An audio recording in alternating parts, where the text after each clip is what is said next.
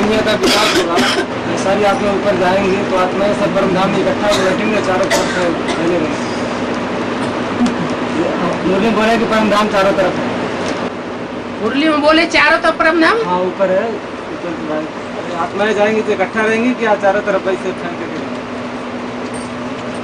ये पृथ्वी है, पृथ्वी के आसपास, इसके बाद ये वायुमंडल है, वायुमंडल के आसपास ये स्पेस है, क्या जहाँ वायुमंडल नहीं है, और उस स्पेस के भी आसपास वो सूक्ष्म वतन है, और उसके भी आसपास परमधाम है ना? तो चारों तरफ की बात हुई या ऊपर की बात हुई? ऊपर की बात, ऊपर की बात हुई। परमधाम ऊपर ही है, तुम पृथ्वी पर हो। चारों तरफ की बात होगी। पृथ्वी के चारों ओर हुआ ना, पृथ्वी के चारों ओर वायुमंडल है या नहीं? पृथ्वी के चारों ओर स्पेस है या नहीं? और पृथ्वी के चारों ओर परमधाम हुआ या नहीं? लेकिन जो जितनी कम बुद्धि वाली आत्मा होती है वो उतनी ही पृथ्वी के नजदीक होकर के रहेगी, और जितनी बुद्धि में तीखी आत्मा होगी वो उतनी ही दूर होकर के रहेगी। बुद्धिमानों की बुद्धि है शिव बाबा, तो वो प्रजापिता को भी क्रॉस करके रहेगा, उसको क्रॉस कोई नहीं कर सकेगा। फिर प्रजापिता को 500-700 करोड़ मनुष्य आत्माएं क्रॉस नहीं कर सकेंगी, क्या? हाँ, वो सबको घेर करके रहेगा। ऐसे ही जो कीड़े मकोड़े पशु पक्षी हैं वो आत्माएं नीचे नीचे की ओर होंगी। पेड़ पौधों की भी आत्माएं होती हैं, वो परमधाम में सबसे नीचे की स्टेज में होंगी।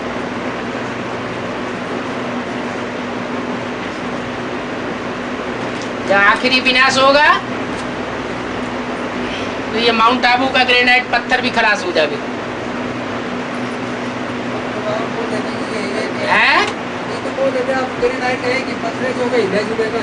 अंत तक रहेगा, अंत का जो 5-7 दिन का विनाश होगा उसमें वो भी खलास हो जाएगा। माना स्वर्ग स्थापन नहीं होगा, जगह चाहिए। जो प्रकृति है वो स्वस्थिति वालों पर हमला करती है या परिस्थिति में जो रहते हैं उन पर हमला करती है? तो कोई संगठन ऐसा होगा जो स्वस्थिति वालों में पक्का होगा? अतीन्द्रिय सुख वाला कोई ग्रुप होगा या नहीं होगा? अतीन्द्रिय सुख वाला कोई ग्रुप होगा या नहीं होगा? वो गोप गोपियों का जो ग्रुप होगा वो सेफ रहेगा या नहीं रहेगा? या प्रकृति की मार पड़ेगी उसके ऊपर? प्रकृति माना पराकृति। जो प्रकृति है वो जड़त्वमयी है। प्रकृति माने स्वभाव। मनुष्य का स्वभाव संस्कार जब बिगड़ता है तो प्रकृति भी आक्रमण करती है, वो प्रकृति भी तामसी बन जाती है, जड़ प्रकृति। और मनुष्य का स्वभाव संस्कार जब अच्छा बनता है देवताई, तो प्रकृति भी मनुष्यों की दास दासी बन जाती है। इसलिए जहाँ स्वर्ग होगा, जैसे सैंपल दिखाया कराची में सन 47-48 में, सारे हिंदुस्तान में खून की नदियां पाकिस्तान में बह रही थी, और वो संगठन कराची में सागर के कंठे पर आराम से रहा पड़ा था, उसके ऊपर कोई आंच नहीं आई। उस समय तो योग बल भी नहीं था, तो वो तो सैंपल था, असली थोड़ा ही था।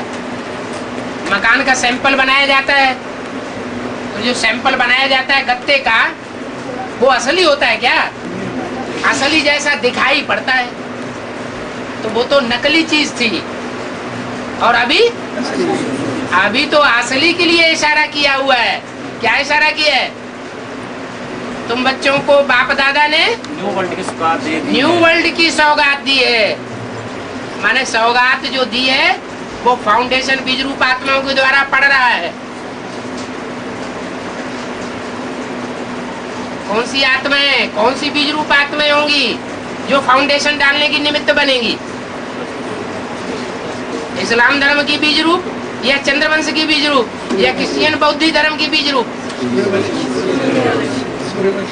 तो सूर्यवंश की बीज रूप होंगी, वो निमित्त बनेगी।